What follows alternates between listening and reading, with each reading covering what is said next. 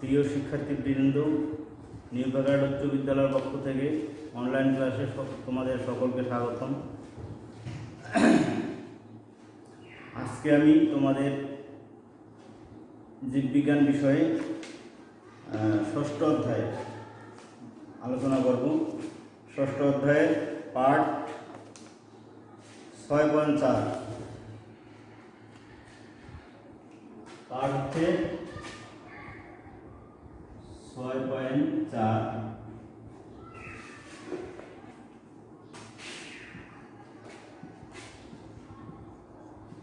হৃৎপিণ্ডের গঠন ও কাজ।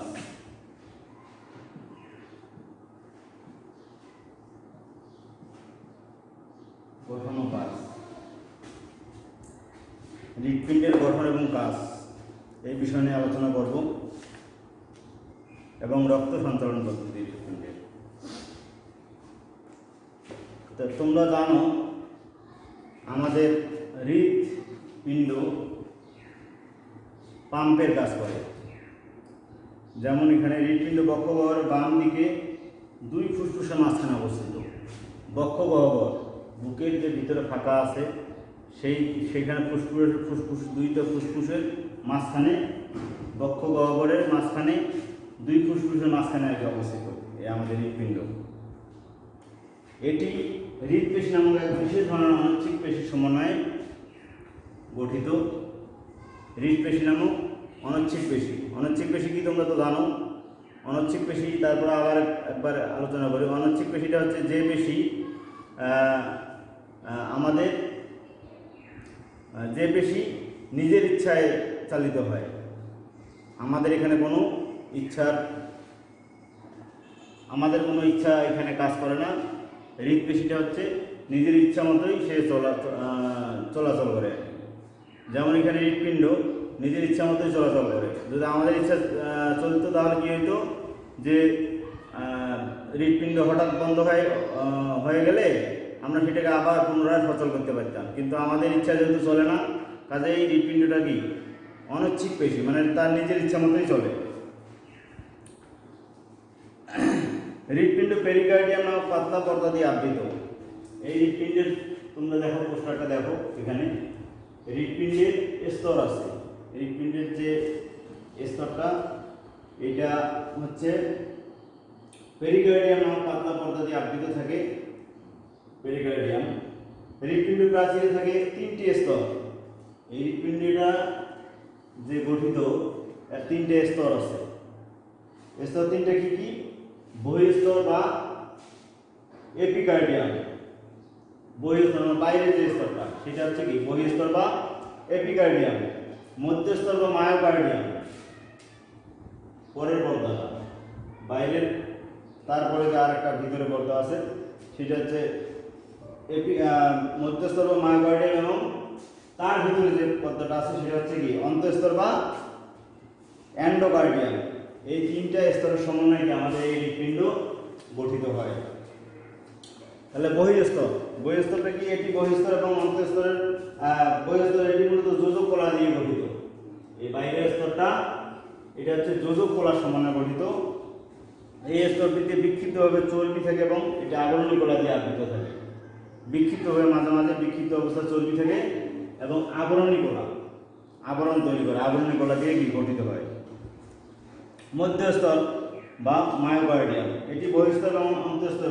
এটি বহিঃস্তর এবং অন্তঃস্তরের মাঝখানে।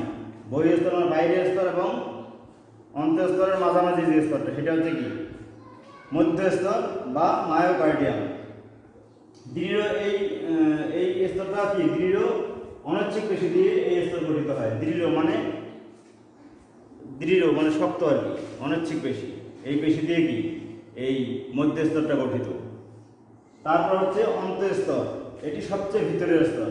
এই হৃৎপিণ্ডের সবচেয়ে ভিতরের স্তর হচ্ছে কি ভিতরের স্তর হচ্ছে অন্তঃস্তর। এই হৃৎপিণ্ডের প্রকোষ্ঠগুলো অন্তঃস্তর দিয়ে আবৃত থাকে। হৃৎপিণ্ডের প্রকোষ্ঠগুলো অন্তঃস্তর দিয়ে আবৃত। এই স্তরটি হৃৎপিণ্ডের কপাটিকাগুলোকে আবৃত করে রাখে। হৃৎপিণ্ডের যে কপাটিকা আছে আমাদের, এই কপাটিকাগুলোকে কি আবৃত করে রাখে। হৃৎপিণ্ডের ভিতরের স্তর ফাঁপা এবং 4 প্রকোষ্ঠ বিশিষ্ট। হৃৎপিণ্ডের ভিতরের স্তরটা হচ্ছে ফাঁপা এবং 4টা প্রকোষ্ঠ আছে। এখানে প্রকোষ্ঠগুলো দেখো, এইটা একটা প্রকোষ্ঠ, এইটা একটা প্রকোষ্ঠ, এইটা একটা প্রকোষ্ঠ, এইটা একটা প্রকোষ্ঠ, এই 4 প্রকোষ্ঠ বিশিষ্ট হয়। এই ফাঁপা জায়গায় 4 প্রকোষ্ঠ বিশিষ্ট হৃৎপিণ্ডের 4টা প্রকোষ্ঠ থাকে। উপরের হৃৎপিণ্ডের ভিতরের স্তর ফাঁপা এবং 4টি প্রকোষ্ঠ বিভক্ত। উপরের প্রকোষ্ঠ দুটি নিচের দুটির চেয়ে আকারে ছোট হয়। উপরের প্রকোষ্ঠ দুটি নিচের গুলো দেখো একটু বড় দেখা যাচ্ছে। এই যে এখান থেকে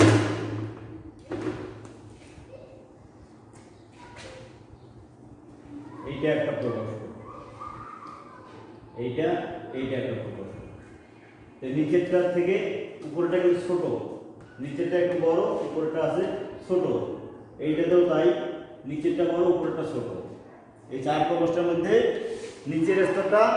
নিচের প্রকোষ্ঠটা কি বড় এবং উপরের প্রকোষ্ঠটা হবে ছোট। এখন এই নিচের প্রকোষ্ঠ দুটিকে ডান এবং বাম নিলয় বলে। মানে নিচের যে প্রকোষ্ঠ দুটো আছে, এই প্রকোষ্ঠ নিচে একটা বাম একটা ডান, বাম নিলয় এবং ডান নিলয়, এই দুইটা প্রকোষ্ঠ নিলয়। নিচের প্রকোষ্ঠগুলোকে বলা হয় নিলয়, বাম একটা ডান একটা, আর উপরেরগুলোকে একটা বাম একটা ডান অলিন্দ বলা হয়। একটা বাম অলিন্দ, একটা হচ্ছে ডান অলিন্দ, এইভাবে এটা পৃথক থাকে। এখন আমরা দেখি হৃৎপিণ্ডের উভয় অলিন্দ এবং নিলয়ের মাঝে যে ছিদ্র থাকে তা খোলা বা বন্ধ করার জন্য ভালভ থাকে। এই যে ভিতরের যে প্রকোষ্ঠগুলোর মধ্যে সংযোগ আছে, এখানে সংযোগ আছে, এখানে সংযোগ আছে। এই সংযোগ নিলয় এবং অলিন্দ এবং নিলয়ের মাঝে যে ছিদ্র আছে তা খোলা বা বন্ধ করার জন্য ভালভ বা কপাটিকা থাকে। ডান অলিন্দ এবং ডান নিলয়ের মধ্যবর্তী ছিদ্রপথ 3 পাল্লা বিশিষ্ট ট্রাইকাপসিড ভালভ দিয়ে সুরক্ষিত। ডান অলিন্দ এবং ডান নিলয়ের মধ্যবর্তী, ডান অলিন্দ এবং ডান নিলয়ের মধ্যবর্তী, এই যে ডান অলিন্দ এবং ডান নিলয়ের যে মধ্যবর্তী ছিদ্রপথটা থাকে, সেটা 3 পাল্লা বিশিষ্ট ট্রাইকাপসিড ভালভ দিয়ে সুরক্ষিত। এখানে ভালভ থাকে, এই ভালভ দিয়ে সুরক্ষিত থাকে। এখানে ভালভের দেওয়া নাই, কিন্তু এই বইয়ে তোমাদের দেখো, বইয়ে সুন্দরভাবে দেওয়া আছে। ভালভ থাকে এবং বাম নিলয় 2 পাল্লা বিশিষ্ট বাইকাপসিড ভালভ দিয়ে সুরক্ষিত থাকে। মহাধমনী এবং ফুসফুসীয় ধমনী মুখে অর্ধচন্দ্রাকার। মহাধমনী এবং ফুসফুসীয় ধমনী, এবং মহাধমনী, এটা হচ্ছে মহাধমনী, এটা হচ্ছে ফুসফুসীয় ধমনী। এই দুইটা ধমনীর মুখে অর্ধচন্দ্রাকার কি থাকে? অর্ধচন্দ্রাকার কপাটিকা থাকে। এদের অবস্থানের ফলে পান করা রক্ত একই দিকে চলে এবং 1 ফোঁটা রক্ত উল্টো দিকে ফেরত যেতে পারে না।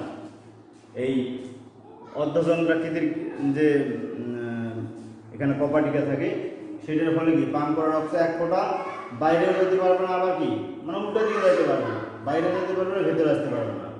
এটা হচ্ছে কি কপাটিকার কাজ, কপাটিকা এই কাজটা করে। আমরা এবার আসবো হৃৎপিণ্ডের রক্ত সঞ্চালন পদ্ধতি কিভাবে ঘটে, রক্ত সঞ্চালিত কিভাবে হয় হৃৎপিণ্ডের মধ্যে। এই যে হৃৎপিণ্ডের মধ্যে আমাদের সারা শরীরের মধ্যে যে রক্ত পাম্প হচ্ছে, হৃৎপিণ্ডের মধ্যে যে রক্তটা পাম্প হচ্ছে, সেই রক্তটা কিভাবে সারা শরীরে যাচ্ছে, আবার সেটা ফেরত আসতেছে, আবার সেটা বিশুদ্ধ হয় কিভাবে, আমাদের শরীরে অক্সিজেনযুক্ত রক্ত কীভাবে যাচ্ছে, সেই বিষয়টা এখানে আমি আজকে তোমাদের আলোচনা আরও সুন্দরভাবে করতে চাচ্ছি। তা আমরা আগে জেনেছি যে হৃৎপিণ্ড একটি পাম্পের মতো কাজ করে। হৃৎপিণ্ড কী করে? পাম্পের মতো কাজ করে। এইভাবে সবসময় হৃৎপিণ্ড আমাদের কি পাম্প করতেছে, এরকম পাম্প করতেছে। তো এই হৃৎপিণ্ডের সংকোচন এবং প্রসারণ দিয়ে এই কাজ সম্পন্ন হয়। হৃৎপিণ্ডের সংকোচন এবং প্রসারণ, এই সংকোচন হচ্ছে আবার প্রসারণ হচ্ছে, সংকোচন হচ্ছে আবার প্রসারণ হচ্ছে। তো এইভাবে আমাদের অনবরত চলছে দিন রাত 24 ঘন্টা। হৃৎপিণ্ডের অবিরাম সংকোচন এবং প্রসারণের মাধ্যমে সারা দেহে রক্ত সংবহন পদ্ধতি অব্যাহত থাকে। হৃৎপিণ্ডের সংকোচনকে বলা হয় কি সিস্টোল এবং প্রসারণকে বলা হয় ডায়াস্টোল। তাহলে হৃৎপিণ্ডের সংকোচনকে বলা হয় কি সিস্টোল, আর প্রসারণকে বলা হয় ডায়াস্টোল। এটা অনবরত কিন্তু চলছে, যদি সুস্থ হৃৎপিণ্ড হয় সবসময় এটা চলতে থাকে। হৃৎপিণ্ডের একবার সিস্টোল ডায়াস্টোলকে এক হচ্ছে হৃদস্পন্দন বলা হয়। হৃৎপিণ্ডের একবার সিস্টোল এবং ডায়াস্টোল এই দুটোকে এক হচ্ছে কি বলা হয়? হৃদস্পন্দন। আমরা আমাদের বুকের মধ্যে হাত দিয়ে দেখলে হৃদস্পন্দন, মানে হৃৎপিণ্ড সবসময় কি কাঁপতেছে, একটা টিক টিক শব্দ করতেছে, এখানে দেখো ধুক ধুক শব্দ করতেছে। এইটাকে বলা হয় সিস্টোল এবং ডায়াস্টোল। এর ফলে এটা হৃদস্পন্দন, একটা শব্দ হচ্ছে এখানে, মানে ধুক ধুক একটা শব্দ হচ্ছে, এই হৃদস্পন্দন হচ্ছে। তো এবার আমরা দেখি হৃৎপিণ্ডে রক্ত সঞ্চালন কীভাবে হয়। অলিন্দ দুটি প্রসারিত হলে শরীরের ভিতরের অংশ থেকে রক্ত হৃৎপিণ্ডে প্রবেশ করে। অলিন্দ, এই যে অলিন্দ এই অলিন্দগুলো যখন প্রসারিত হয় তখন কি হয়? তখন ডান অলিন্দ দুটি যখন প্রসারিত হলে শরীরের বিভিন্ন অংশ থেকে রক্ত হৃৎপিণ্ডে প্রবেশ করে। আমাদের শরীরের বিভিন্ন অংশে, মানে পা থেকে মাথা পর্যন্ত সব জায়গায় রক্ত আছে। এই রক্তগুলো আমাদের কি শিরাপথে, এগুলো কি হৃৎপিণ্ডে ফেরত আসে। রক্ত যে বাহিত হয় যে নালীগুলোর মাধ্যমে, সেই নালীগুলোর মাধ্যমে কি হয়? এগুলা শরীরের বিভিন্ন অংশ থেকে হৃৎপিণ্ডে ফেরত আসে। ঊর্ধ্ব মহাশিরার ভিতর দিয়ে কার্বন ডাইঅক্সাইড যুক্ত রক্ত ডান অলিন্দে প্রবেশ করে। ঊর্ধ্ব মহাশিরা, এই দেখো দেহের ঊর্ধ্বাংশিত মহাশিরা, উপরের ইয়ার থেকে এই মহাশিরার মাধ্যমে কোথায় আসে? ডান, কোথায় আসে এটা? ঊর্ধ্ব মহাশিরার ভিতর দিয়ে কার্বন ডাইঅক্সাইড যুক্ত রক্ত ডান অলিন্দে প্রবেশ করে। অলিন্দ, এটাকে অলিন্দ, এই ডান অলিন্দে প্রবেশ করে। এই ঊর্ধ্ব মহাশিরা দিয়ে এখানে ডান অলিন্দে প্রবেশ করতেছে। তারপর কি হয়? ডান অলিন্দে প্রবেশ করার পরে ফুসফুসে বা পালমোনারি শিরার ভিতর দিয়ে অক্সিজেনযুক্ত রক্ত বাম অলিন্দে প্রবেশ করে। ফুসফুসীয় বা পালমোনারি, ফুসফুসীয় ধমনী এটা। এইখানে আমাদের কি ঊর্ধ্ব মহাশিরাতে কার্বন ডাইঅক্সাইড যুক্ত রক্ত আমাদের কি অলিন্দের মধ্যে আসলো, ডান অলিন্দের ভিতরে প্রবেশ করলো। আর এই পাশে আবার কি হলো? বাম সাইডে ফুসফুসীয় শিরা, এগুলো ফুসফুস থেকে যে শিরা উৎপন্ন হয়েছে, এই শিরাগুলা এখানে, এই যে ফুসফুসীয় শিরা 1 2 3 4 চারটা শিরা আছে এখানে। এই শিরার মধ্যে কি অক্সিজেন সমৃদ্ধ রক্ত, অক্সিজেন সমৃদ্ধ রক্ত কোথায় আসে? বাম অলিন্দে প্রবেশ করে, বাম অলিন্দে প্রবেশ করে অক্সিজেন যুক্ত রক্ত। তারপরে কি হয়? অলিন্দ দুটি সংকোচন হলে, এই অলিন্দ দুইটা যখন সংকোচন হয়, মানে সংকুচিত হয়, তখন কি হয়? এই রক্ত সংকোচন হয়ে এই রক্তটা তো এই দিকে চলে যাবে, মানে যেই পাশে ছিদ্র থাকবে সেই ছিদ্র পথে অন্যদিকে চলে যাবে। তো যখন এই অলিন্দ দুইটা সংকুচিত হয় তখন এই রক্তটা কি হয়? এই অলিন্দ থেকে নিলয়ে প্রবেশ করে। এখানে এই অলিন্দ থেকে নিলয়ে প্রবেশ করে। তাহলে এখানে কার্বন ডাইঅক্সাইড যুক্ত রক্ত নিলয়ে প্রবেশ করলো, ডান নিলয়ে প্রবেশ করলো। আর এখানে অক্সিজেন যুক্ত রক্ত কোথায় প্রবেশ করলো? বাম নিলয়ে প্রবেশ করলো অক্সিজেন যুক্ত রক্ত। তারপরে কি হয়? তখন ডান অলিন্দ নিলয়ের ছিদ্রপথে ট্রাইক্যাপসিড ভালভগুলোতে এবং ডান অলিন্দ থেকে কার্বন ডাইঅক্সাইড যুক্ত রক্ত ডান নিলয়ে প্রবেশ করে। ডান নিলয়ে প্রবেশ করলো। ঠিক একই সময়ে বাম অলিন্দ এবং বাম নিলয়ের বাইক্যাপসিড, এখানে যে বাইক্যাপসিড ভালভ থাকে এই ভালভ খুলে যায় এবং কি হয়? তখন বাম অলিন্দ থেকে অক্সিজেনযুক্ত রক্ত বাম নিলয়ে প্রবেশ করে। অক্সিজেনযুক্ত রক্ত বাম নিলয়ে প্রবেশ করলো। করার পরে কি হয়? এরপরই ছিদ্রগুলো কপাটিকে দিয়ে বন্ধ হয়ে যায়। এই ছিদ্র দুটা কপাটিকে দিয়ে কি বন্ধ হয়ে যায়। বন্ধ হওয়ার ফলে কি হয়? এরপর ছিদ্রগুলো কপাটিকে দিয়ে বন্ধ হয়ে যায়। এর ফলে নিলয় থেকে রক্ত আর অলিন্দে প্রবেশ করতে পারে না। আমি বলছি যে কপাটিকে যখন বন্ধ হবে তখন কি নিলয় থেকে আর কি রক্ত অলিন্দের ভিতর যাইতে পারবে না। অলিন্দ থেকে যেহেতু নিলয় আসলো, প্রবেশ করলো, তারপরে কপাটিকাগুলো যখন বন্ধ হয়ে গেল তখন আর সেটা পুনরায় অলিন্দে ফেরত যেতে পারবে না। তারপর কি হবে, যখন নিলয় দুটি সংকুচিত হয়, আবার দেখো যখন নিলয় দুটি, এইটা ডান নিলয়, এইটা হচ্ছে বাম নিলয়, এই নিলয় দুটিতে যখন সংকুচিত হয়, যখন নিলয় দুটি সংকুচিত হয় তখন ডান নিলয় থেকে কার্বন ডাইঅক্সাইড যুক্ত রক্ত ফুসফুসে ধমনির মাধ্যমে ফুসফুসে প্রবেশ করে। তখন ডান নিলয় থেকে, এই ডান নিলয় থেকে কার্বন ডাইঅক্সাইড যুক্ত রক্ত, এই তীর চিহ্ন দেখো, এই দিক দিয়ে কোথায় আসতেছে, ফুসফুসে ধমনির মধ্যে যাচ্ছে, ফুসফুসের মধ্যে আসতেছে। ফুসফুসের যে ধমনী আছে ওই ফুসফুসের ধমনির মাধ্যমে ফুসফুসে যাচ্ছে রক্তটা। কোন রক্ত? এটা হচ্ছে ডান নিলয় রক্ত, ফুসফুসে ধমনির মাধ্যমে ফুসফুসে যাচ্ছে, প্রবেশ করে। এখানে রক্ত পরিশোধিত হয়, এখানে ফুসফুসে এসে রক্তটা কি হয়, পরিশোধিত হয়। কিভাবে? ফুসফুসের মধ্যে এখানে আসে রক্তটা ছাঁকনি হয়, কি মানে পরিশোধিত হয়ে কার্বন ডাইঅক্সাইডটা কি আমাদের নিঃশ্বাসের মাধ্যমে চলে আসতেছে, কার্বন ডাইঅক্সাইড যুক্ত রক্তটা। কার্বন ডাইঅক্সাইড মানে যে আমাদের শরীরের জন্য ক্ষতিকর যে গ্যাস, সেটা আমাদের নাকের মানে ফুসফুসের মাধ্যমে বের হয়ে আসছে শরীর থেকে। আর রক্তটা তো বের হবে না, রক্তটা ওখানে শুধু পরিশোধিত হচ্ছে। যেটা বজ্র রক্তের মধ্যে আছে সেটা আমাদের কি মানে যেটা নিঃশ্বাসের মাধ্যমে বের হচ্ছে, সেই কার্বন ডাইঅক্সাইড গ্যাসটা আমাদের কি ফুসফুসের মাধ্যমে ছাঁকনি হয়, রক্তটা থেকে যাচ্ছে এবং শুধু বজ্রটা এখান থেকে বের হচ্ছে। ঠিক একই সময় বাম নিলয় থেকে অক্সিজেন যুক্ত রক্ত, এই বাম নিলয় থেকে অক্সিজেন যুক্ত রক্ত, এইখানে যেহেতু অক্সিজেন যুক্ত রক্ত কি হচ্ছে, অক্সিজেন যুক্ত রক্ত মহাধমনের মাধ্যমে, এই যে মহাধমনী যে আছে, এই মহাধমনের মাধ্যমে কি হচ্ছে, সারা শরীরে প্রত্যেকটা কোষে কোষে ছড়িয়ে যাচ্ছে অক্সিজেন যুক্ত রক্ত।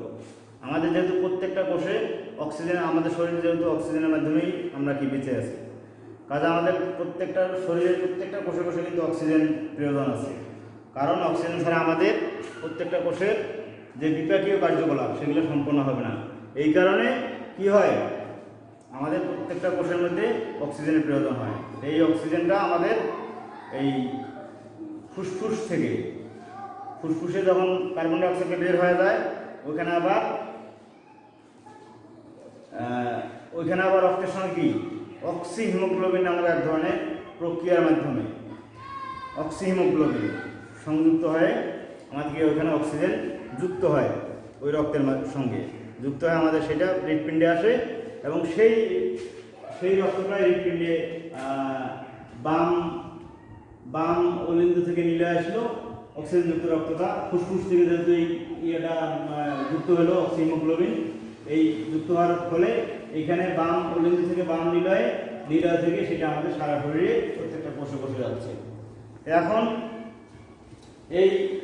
এই কাজগুলো হওয়ার ফলে অক্সিজেন যুক্ত রক্ত মহাধমনির মাধ্যমে সারা দেহে পরিবাহিত হয় এবং উভয় ধমনির অন্তঃস্থন্দ্রাকৃতি কপাটিকাগুলো বন্ধ হয়ে যায়। উভয় ধমনি, একটা ফুসফুসের ধমনি আছে, একটা হচ্ছে ফুসফুসের ধমনি, আর একটা কি ফুসফুসের ধমনি, আর একটা হচ্ছে মহাধমনি। এই দুইটা মহাধমনির মাধ্যমে ফুসফুসের ধমনি এবং মহাধমনি, এই দুটো ধমনি যে অন্তঃস্থন্দ্রাকৃতির কপাটিকা থাকে সেগুলোর মাধ্যমে এগুলো বন্ধ হয়ে যায়। তখন কি হয়, ফলে রক্ত পুনরায় নিলয়ে ফিরে আসতে পারে না, আমি তো এর আগে বলছি যখন কপাটিকাগুলো বন্ধ হয়ে যাবে তখন আর রক্ত এক ফোঁটাও মানে যখন বের হওয়ার পরে কপাটিকাগুলো বন্ধ হবে, তখন আর এক ফোঁটা রক্ত ভিতরে যেতে পারবে না, বাইরে আসতে পারবে না। এইভাবে পুনরায় নিলয়ে ফেরত আসতে পারে না। এভাবে হৃৎপিণ্ডে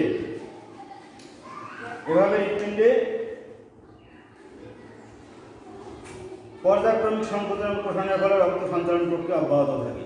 পর্যায়ক্রমিক সংকোচন প্রসারণের ফলে এই প্রক্রিয়াটা অব্যাহত থাকে। হৃৎপিণ্ডের কাজ, তাহলে এইভাবে রক্ত আমাদের কি হৃৎপিণ্ডের মধ্যে সঞ্চালিত হয়। এখন আমরা দেখি হৃৎপিণ্ডের কাজ কি।